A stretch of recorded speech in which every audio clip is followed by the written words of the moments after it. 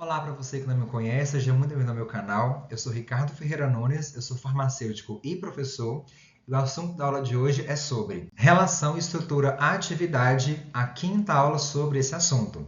Só que antes da gente começar, eu queria pedir para você se inscrever no meu canal, já curta, já comente, compartilhe esse vídeo e não deixe de me seguir nas redes sociais, @prof.ricardonunes. Então eu vou falar um pouquinho sobre a introdução de halogênios.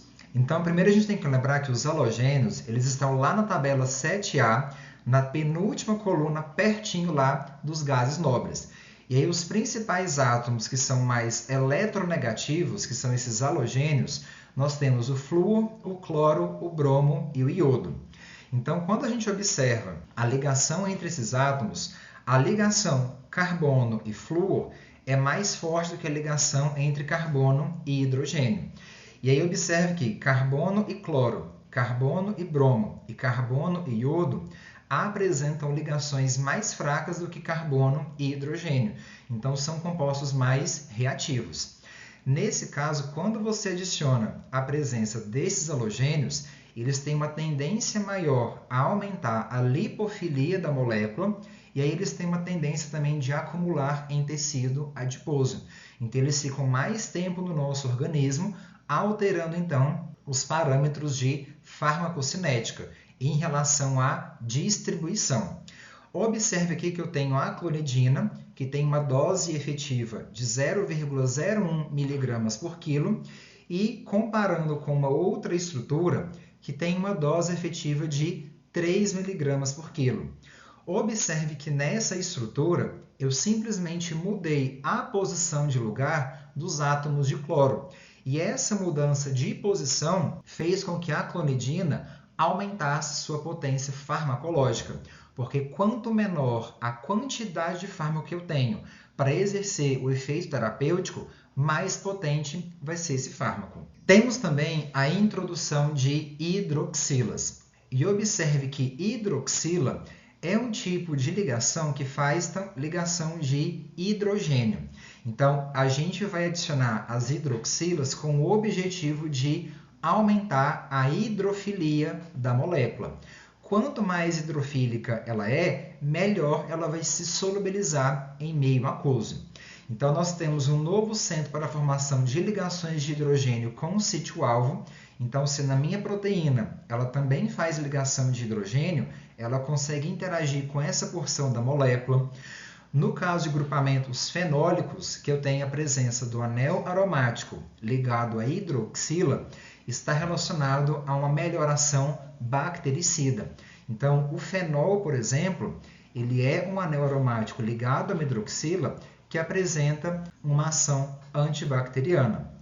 A alteração na atividade do fármaco pode aumentar ou diminuir essa atividade. Quando a gente tem um fármaco mais hidrofílico, ele fica mais fácil para ser metabolizado e excretado, porque ele interage muito mais com o meio aquoso. Aqui eu tenho um exemplo de duas substâncias, a lucantona e a icantona. Observe que pela adição de uma hidroxila, a icantona ela se tornou 10 vezes mais ativo do que a lucantona. Então, observe que nesse caso é um tipo de adição benéfica que eu aumentei a atividade farmacológica. Outra forma de realizar a modificação molecular é pela introdução de grupamentos básicos. Nesse caso, esses grupamentos eles também são hidrofílicos. Eles conseguem aumentar a hidrossolubilidade porque eles fazem ligação de hidrogênio com moléculas de água. Então, nós podemos adicionar aminas, amidinas e guanitinas. No pH fisiológico, eles vão se encontrar ionizados, exceto no pH do intestino, porque o intestino ele também tem uma característica alcalina. Se eu coloco um fármaco alcalino em um meio alcalino, ele vai preferir ficar na sua forma não ionizada. Eles apresentam baixa lipofilia, justamente porque eles fazem mais ligação de hidrogênio com água, ficando mais hidrossolúveis, e pode favorecer a interação com o sítio-alvo por ligação iônica ou por ligação de hidrogênio. Tudo isso depende, então, da conformação do sítio-alvo representado pelo receptor ou por uma enzima. Temos também a introdução de grupos ácidos carboxílicos e sulfônicos. Então, nesse caso, o ácido carboxílico ele vai conferir uma acidez para a minha estrutura química, porque quando eu colocar essa molécula em meio aquoso, ela vai liberar o íon H+, que é característico de substâncias ácidas. Ao mesmo tempo, o grupamento ácido carboxílico ele consegue fazer ligações de hidrogênio com moléculas de água. Então, eu aumento também a hidrofilia. No pH fisiológico, eles também se encontram ionizados, exceto no estômago. Então, no estômago, quando a gente tem um pH muito ácido, ele tende a ficar na forma não ionizada.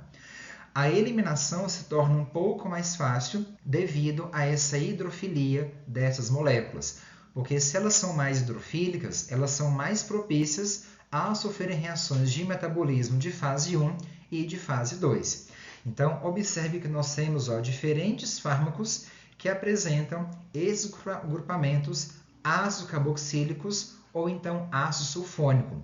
Lembrando que quando eu falo ácido sulfônico, eu vou ter a presença de enxofre na estrutura química.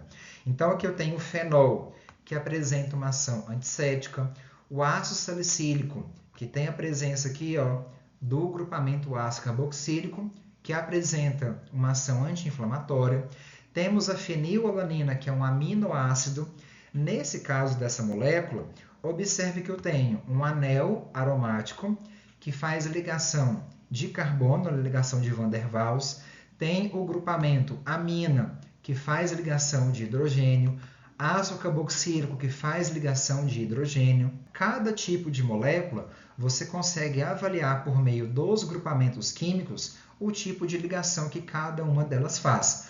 No caso da fenilalanina, que é um aminoácido, esse aminoácido ele pode se encontrar ionizado ou não ionizado, dependendo do pH do meio, porque eu tenho um grupamento amino que se ioniza formando cargas positivas e o ácido carboxílico que pode formar carga negativa ou carga positiva.